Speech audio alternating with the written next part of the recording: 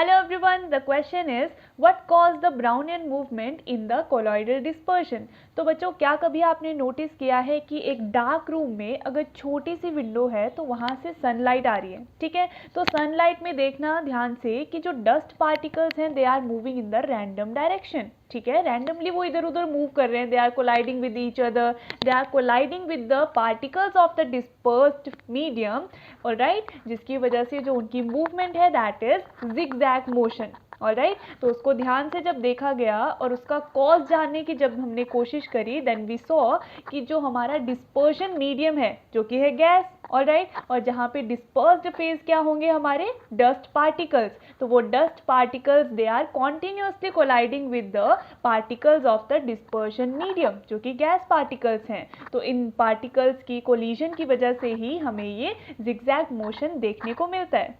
Thank you. Vidyakul अभी download करें।